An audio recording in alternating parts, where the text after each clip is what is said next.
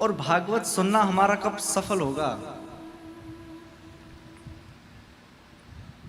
महाराज परीक्षित को केवल एक ही भागवत कथा सुनने को मिली। केवल 7 दिन का ही समय था ना उन पे, दूसरी भागवत तो नहीं सुनी।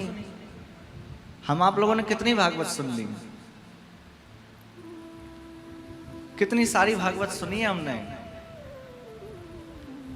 महाराज परीक्षित ने उतने ही समय में अपना कल्याण कर लिया, और हम लोग नित्य कथा सुन रहे हैं, तो क्या भागवत हमारा कल्याण नहीं करेंगी? अवश्य करेंगी, बस हमारी श्रद्धा हो। और एक बात और, श्रीमद् भागवत सुनना कब सफल माना जाएगा? जब आपका मन भगवान की सेवा में लगे, आपका मन भगवान की भक्ति में लग जाए। मैंने कहा था ना, भा का अर्थ होता है भक्ति। श्रीमद् भागवत भक्ति प्रदान करने वाली हैं। तो श्रीमद् भागवत सुनना कब हमारा सफल माना जाएगा? जब हम भगवान की भक्ति में लग जाएंगे। आज कथा का विश्राम दिवस है। अपने हृदय में यही संकल्प लें बस। अपने हृदय में क्या संकल्प लेना है कि भगवान ऐसी कृपा कर दो, हमारा ऐसा अंतःकरण कर दो कि आप हमारे हृदय में आके विराज जाओ। भगवान हमारे हृदय में आके विराज जाए। श्रीमद् भागवत ना तो धर्म देती है, ना अर्थ देती है, ना काम, ना मोक्ष। 4 पुरुषार्थ होते हैं ना, भागवत चारों पुरुषार्थ प्रदान नहीं करती। धर्म के लिए अलग ग्रंथ हैं, कामनाओं के लिए अलग ग्रंथ हैं, अर्थ के लिए अलग ग्रंथ हैं, सारे पुरुषार्थों के लिए अलग अलग ग्रंथ हैं। लेकिन श्रीमद् भागवत इन चारों पुरुषार्थों को प्रदान नहीं करती। श्रीमद् भागवत तो पंचम पुरुषार्थ भगवत भक्ति को प्रदान कर देती है। भगवत भक्ति हमें मिल जाती है। बस श्रीमद् भागवत से हम भगवान की भक्ति मांगे। कुछ लोग भागवत कराते हैं किस लिए? हमारा अमुक काम बन जाए, पड़ोसी ने कथा कराई थी उससे अच्छी करके दिखाना है, हमारे घर में ये काम नहीं बन रहा है इसलिए हम कथा करा रहे। नहीं, सांसारिक वस्तु मत मांगो भागवत से। भगवान से तो केवल और केवल श्री कृष्ण को मांगो। मैं बार बार आपसे यही कहता हूं कि भगवान से कुछ मत मांगो, भगवान को ही मांग लो। भगवान मिल जाएंगे तो सब कुछ हमारा हो जाएगा। ऐसी भक्ति हमारे अंदर आ जाए।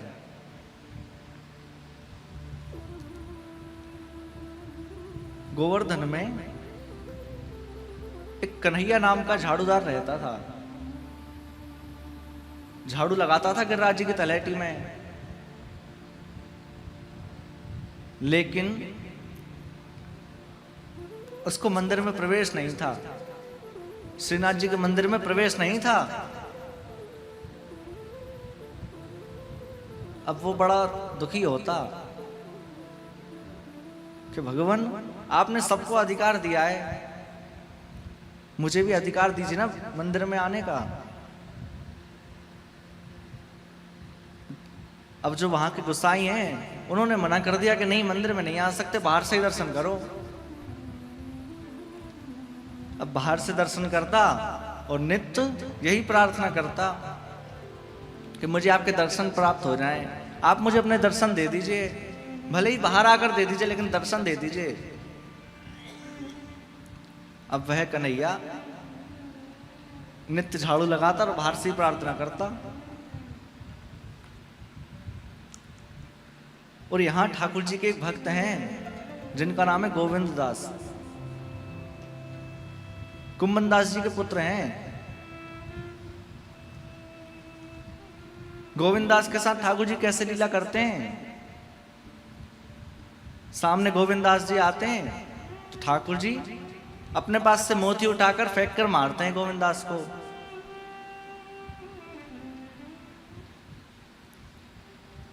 तो गोविंदास, एक दिन ठाकुर जी ने गोविंदास से कहा, अरे गोविंदा, मुझे दाल बाटी खानी है। क्या कहा? दाल बाटी खाना है। तो गोविंदास ने कहा, अभी आप रुको, मैं गोसाइयों से बोलता हूं, रसोई में बन जाएगी। तो गोविंदास जी ने कहा कि रसोई में बनवा देता हूं। तो श्रीनाथ जी क्या कह रहे हैं? नहीं, रसोई में नहीं बनवाना, मुझे तुम्हारे हाथ की खाना है और तुम्हारे बगीचे में चलकर खाना है। अब गोविंदास ने कहा कि कब पाएंगे? तो ठाकुर जी ने कहा, अभी यहां शयन आरती होगी और आरती के बाद मैं आऊंगा पाने। अभी तुम चलो, चलकर बनाना, और यहां से निवृत्त होकर मैं भी पहुंच जाऊंगा। गोविंदास जी पहुंच गए, दाल बाटी की सामग्री तैयार करने लगे। और यहां से श्रीनाथ जी की जब शयन आरती हो गई, जब पट बंद हो गए, तो श्रीनाथ जी मंदिर के पीछे द्वार से बाहर निकल गए।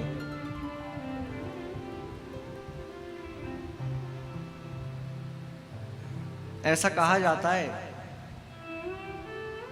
कि दोपहर में जब मंदिर बंद होते हैं ना, तब ठाकुर जी या तो गौचारण के लिए जाते हैं, या माखन चोरी के लिए जाते हैं, या अपने भक्तों के घर लीला करने जाते हैं।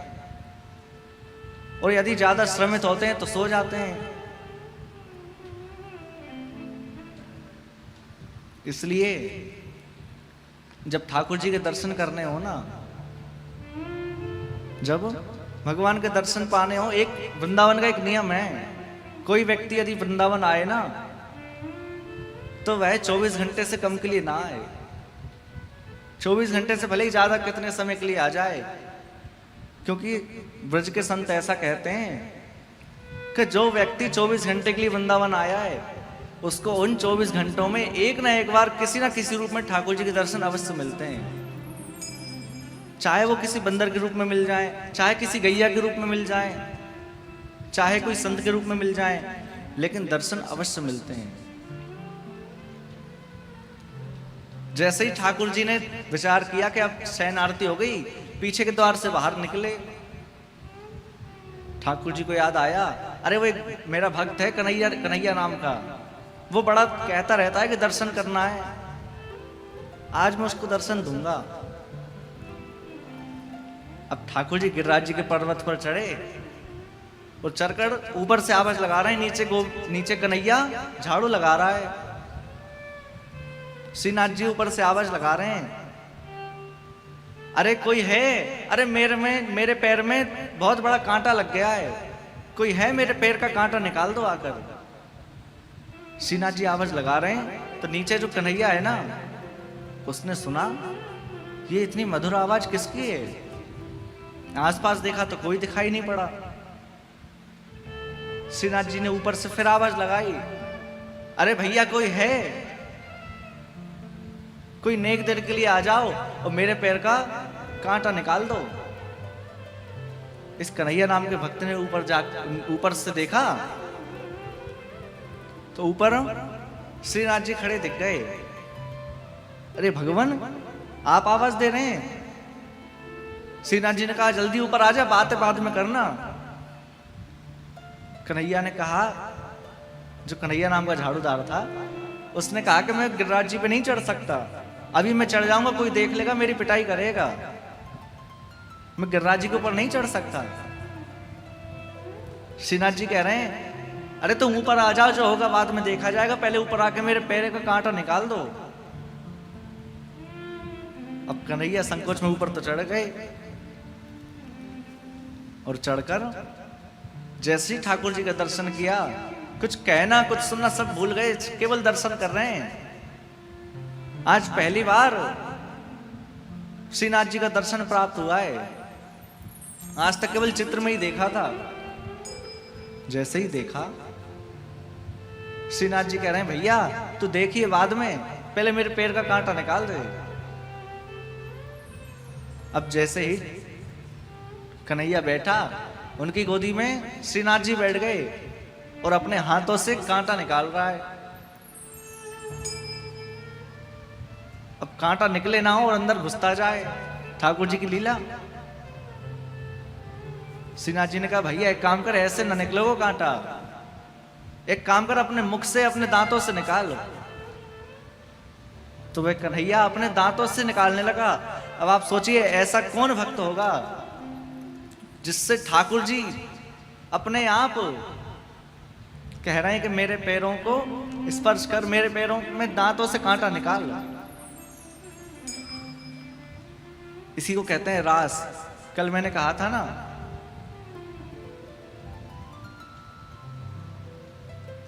अब जैसे ही कांटा निकाला तो श्रीनाथ जी ने पूछा, अच्छा भैया एक बात बताओ, हमारे साथ दाल बाटी खाने चलोगे? उस कन्हैया ने कहा कि दाल बाटी खाने तो चलूं, लेकिन आप ऐसे हो कि आप मुझे ले जाओगे, मैं आपको जानता हूं, आप मुझे ले जाओगे पर वहां से आप मुझे छोड़ के भाग जाओगे, मेरी पिटाई होगी फिर। श्रीनाथ जी ने कहा तुम चिंता मत करो, मेरे साथ चलो। कन्हैया ने पूछा किसके यहां चलना है? तो श्रीनाथ जी कहते हैं कि मेरा एक भक्त है गोविंदास, वो मेरे लिए बड़े प्रेम से दाल बाटी बना रहा है, उसके यहां चलना है। कन्हैया ने कहा अरे गोविंदास के यहां तो बिल्कुल नहीं जाऊंगा, क्योंकि गोविंदास गोस्वामियों के ही परिवार का है, तुरंत जाकर कह देगा कि ये कन्हैया के साथ खेल रहे थे, कन्हैया इनके साथ आया था, तुरंत जाकर कह देंगे। भगवान ने कहा तुम चिंता मत करो, मैं ले चल रहा हूं, मेरे साथ चलो। अब जो कन्हैया नाम का जो झाड़ूदार था वो आगे आगे चले और पीछे पीठ पर ठाकुर जी टंग गए आकर, कहने लगे चलो। अब जैसे ही गोविंदास के बगीचे के पास पहुंचे, कन्हैया ने कहा कि प्रभु अब क्या करना है, बगीचा तो आ गया।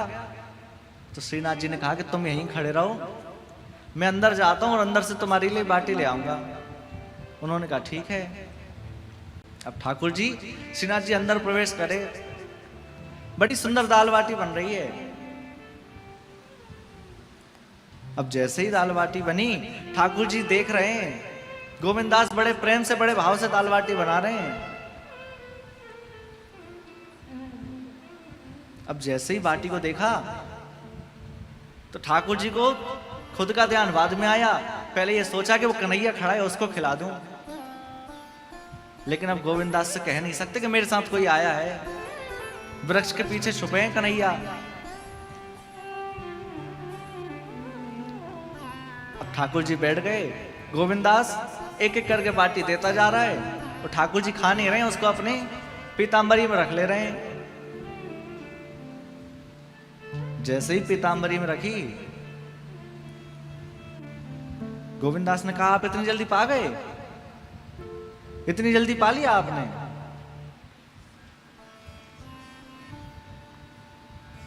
श्रीनाथ जी ने कहा हाँ मैंने पा लिया, मुझे बहुत भूख लग रही है, जल्दी लाओ और लाते जाओ। कम से कम 20-25 बाटी ठाकुर जी रख लिए जेब में। जैसे ही रखे, गोविंदास को कुछ भ्रम हुआ, कुछ संशय हुआ कि जरूर हो ना हो ये बाटी खा तो नहीं रहे हैं, क्योंकि कोई भी व्यक्ति इतनी जल्दी तो नहीं खा सकता है।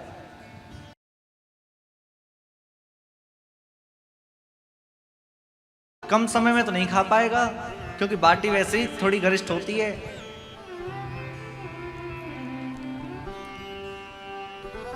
श्रीनाथ जी ने कहा कि चलो भैया अब मैं चलता हूं।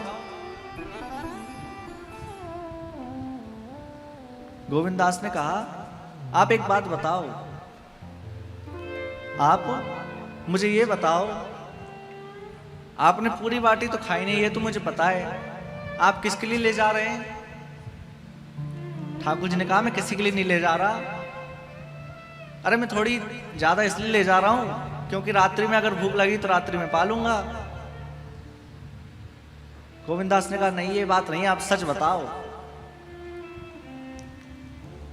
ठाकुर जी ने कहा कोई बात नहीं है, मैंने सब बाटी पा ली। और जैसे ही ठाकुर जी उठे तो एक तरफ से पीतांबर झूल गया, क्योंकि इतनी सारी बाटी। पीताम्बर झूल गया। गोविंदास समझ गए कि इनकी जेब में जरूर बाटी रखी है, और देखा जितनी मैंने दी सारी बाटी रखी है, इनने खाई एक भी नहीं। गोविंदास ने कहा कि कोई ना कोई तो आया है, आप बताओ। फिर श्रीनाथ जी ने कन्हैया को आवाज लगाई, कन्हैया इधर आओ। अब कन्हैया डर रहा है। श्रीनाथ जी ने कहा कि मैं इसके लिए बाटी ले जा रहा था, ये मेरा अच्छा भक्त है, बड़ा सीधा साधा है।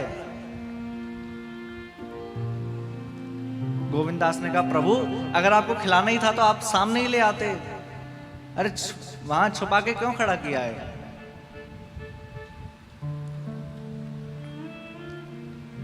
अब गोविंदास भी थोड़ी हंसी कर रहे हैं भगवान के संग।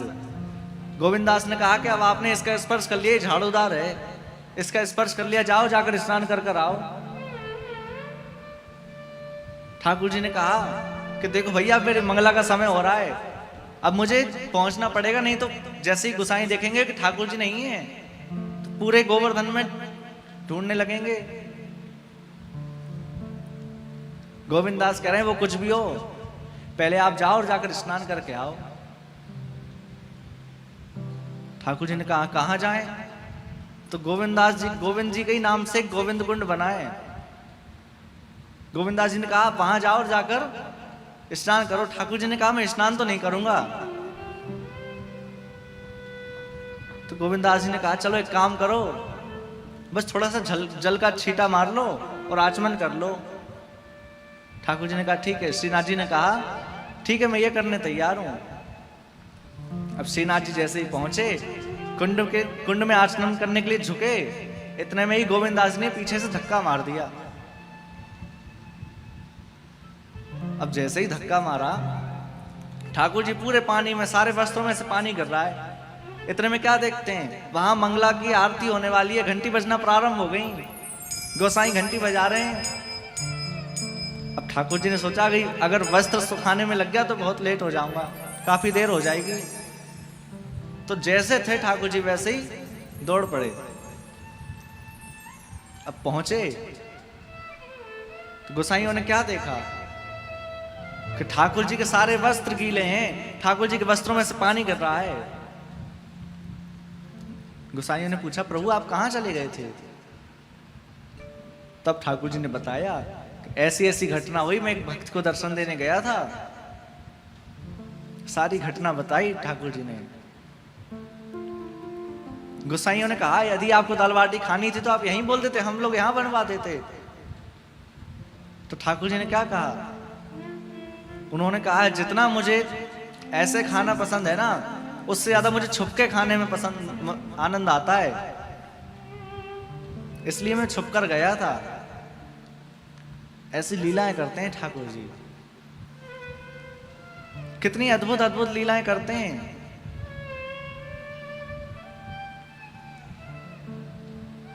जिस दिन हमारे साथ ठाकुर जी ऐसे ही लीला करने की इच्छा करें, उसी दिन समझना कि हमारी कथा सुनना सफल हो गई, हमारा भागवत सुनना सफल हो गया। ऐसी दिव्य श्रीमद् भागवत कथा कल हम लोग सुन रहे थे। श्री रुक्मणी जी के संग द्वारिकाधीश भगवान का विवाह हुआ। रुक्मणी जी कौन है? रुक्मणी जी हैं लक्ष्मी का स्वरूप। और एक बात कहूं, शिशुपाल ने रुक्मणी जी का हरण करना चाहा। हरण करना चाहा ना, उन्होंने सोचा कि मैं इनसे विवाह कर लूं, लेकिन लक्ष्मी ना तो हरण से मिलती हैं, ना लक्ष्मी वरण से मिलती हैं। लक्ष्मी तो केवल और केवल भगवान नारायण के चरण से मिलती हैं। भगवान के चरण पकड़ लें तो हमें लक्ष्मी मिल जाएंगी। और लक्ष्मी किसको कहा जाता है आजकल? धन को कहते हैं ना लक्ष्मी है, और लक्ष्मी है स्वरूप। तो आप लोग एक बात बताइए,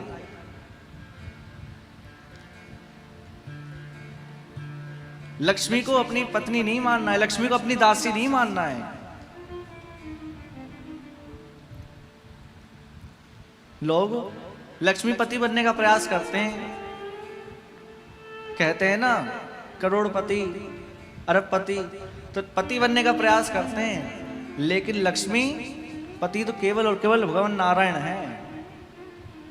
हम सब या तो लक्ष्मी के दास बन जाएं या उनको अपनी पुत्री मान लें। जैसे हमारे घर में कोई पुत्री हो तो धीरे धीरे बड़ी होती है, और जैसे ही एक समय पर उसकी आयु होती है तो हम उसका विवाह कर देते हैं, सुयोग्य वर देख के उसका विवाह कर देते हैं ना। इसी प्रकार जब हमारे घर में लक्ष्मी बढ़े ना, तो हमें भी इस धन रूपी लक्ष्मी का विवाह कर देना चाहिए। अब आप कहेंगे विवाह कहाँ करें? तो जैसे लक्ष्मी रूपी धन का विवाह आप सब कर रहे हैं, भगवान के नारायण के चरणों में ही तो कर रहे हैं, भागवत की कथा सुन रहे हैं, तो ये सब लक्ष्मी का विवाह ही तो कर रहे हैं ठाकुर जी के संग। तो धन की 3 गतियां होती हैं, आप सबने सुना होगा। पहली गति दान, या तो लक्ष्मी का दान कर दो, उसको उत्तम गति माना जाता है। और दूसरी गति होती है मध्यम। दूसरी जो गति होती है ना, वो होती है भोग। या तो दान कर लो या स्वयं पे भोग कर लो। यदि दान भी नहीं किया, स्वयं पे भोग भी नहीं किया, तो तीसरी गति होती है नाश। नाश हो जाएगा। ऐसे समझिए, यदि आपने अपनी बेटी का विवाह समय पर नहीं किया तो या तो बेटी किसी के संग चली जाएगी, यही होगा ना। इसी प्रकार यदि हम लक्ष्मी घर पे ही रखकर रखेंगे ना, धन का कहीं व्यय नहीं करेंगे, कहीं सद्कार्यों में नहीं लगाएंगे, तो किसी दिन ऐसी रेड पड़ेगी कि लक्ष्मी अपने आप चली जाएगी। इसलिए या तो लक्ष्मी को बेटी मान लो या मां मान लो। हम लोग बच्चों से कहते हैं ना चंदा मामा, सब कहते हैं। छोटे में हमको भी सुनाया जाता था कि चंदा मामा। तो चंदा को मामा क्यों कहते हैं? किस किस को पता है चंदा को मामा क्यों कहा जाता है? कुछ लोगों को पता है। जिस समय समुद्र मंथन हो रहा था ना, उस समय समुद्र से ही चंद्रमा निकले और समुद्र मंथन से ही लक्ष्मी निकली हैं। तो दोनों समुद्र के पुत्र पुत्री होने के नाते भाई बहन हुए। इसलिए हम लक्ष्मी को मां मानते हैं, उसी नाते से चंद्रमा हमारे मामा कहलाते हैं। तो या तो लक्ष्मी को मां मान लें या लक्ष्मी को बेटी मान लें, लेकिन लक्ष्मी को दासी ना बनाए, लक्ष्मी को पत्नी बनाने का ना प्रयास करें। शिशुपाल ने प्रयास किया तो शिशुपाल की क्या गति हुई? बाद में चल के मरना पड़ा। रावण ने लक्ष्मी को अपनी पत्नी को बनाने का प्रयास किया, सीता जी को उठाकर ले गया ना, जानकी जी को उठाकर ले गया, लेकिन क्या बन पाया? नहीं, उसका भी नाश हो गया। इसी प्रकार लक्ष्मी पति बनने का प्रयास ना करें। लक्ष्मी पति तो केवल और केवल भगवान नारायण हैं। श्री रुक्मणी जी ने बड़ा सुंदर पत्र लिखा है, और पत्र में क्या लिखा है कौन कौन सुनना चाहता है? देखो, यह रुक्मणी जी का प्रेम पत्र है, और प्रेम पत्र ऐसे नहीं सुनना चाहिए किसी का। अब चूंकि इतने लोगों ने हाथ खड़ा किया है, और दूसरा ये जो पत्र ले जाकर ब्राह्मण ने जिसने सुनाया ना, वह भी सभा में ही सुनाया था, तो इसलिए वो गुप्त नहीं रहा। रुक्मणी जी कह रही हैं, श्रुत्वा गुणान् भुवन सुंदर श्रवृतान्ते निर्विश्य कर्ण विभरैर् हरितोंगतापम्। श्रुत्वा गुणान् भुवन सुंदर श्रवृतान्ते। रुक्मणी जी ने विचार किया, संबोधन क्या लिखूं? पहले संबोधन लिखा जाता है ना, तो हे प्रिय लिखूं। यदि प्रिय लिखती हूं तो वो मुझसे बड़े हैं, यदि है प्रियतम लिखती हूं, अभी उन्होंने मुझे स्वीकार नहीं किया है। तो कितना प्यारा संबोधन लिखा है रुक्मणी जी ने। हे भुवन सुंदर, आप तीनों लोकों में सबसे सुंदर हैं। हे भुवन सुंदर, मैंने आपकी कथाओं का श्रवण किया। श्रुत्वा गुणान भुवन सुंदरन श्रवणतान्ते, पहले मैंने आपकी कथाओं का श्रवण किया और आपकी कथा सुन सुनकर मेरे अंदर आपकी प्रीति आ गई। अब मैं किसी और से विवाह नहीं कर सकती।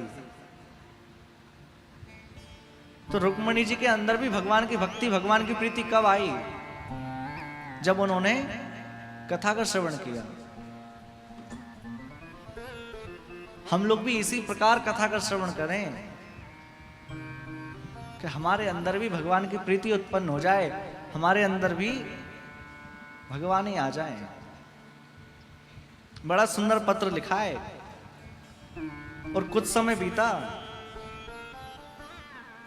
भगवान के पहले पुत्र का जन्म हुआ, जिनका नाम है श्री प्रद्युम्न जी महाराज। अभी 10 दिन के ही हैं, प्रसूति का ग्रह में है। एक सम्रासुर का नाम का राक्षस था, उसको पता चला कि जो श्री कृष्ण का पहला पुत्र होंगे ना, उनके द्वारा मेरी मृत्यु होनी है। तो सम्रासुर आकर उठाकर ले गए, आप सभी ने सुना है, और ले जाकर समुद्र में फेंक दिया। पर एक बात कहें, मृत्यु को कभी कोई टाल नहीं पाया है। कितने बड़े बड़े राक्षस आ गए, क्या कोई मृत्यु को जीत पाया है? भैया, हम मृत्यु लोक में आए हैं, इसका नाम ही मृत्यु लोक है। तो मृत्यु लोक में मृत्यु से बचने का कोई उपाय नहीं है।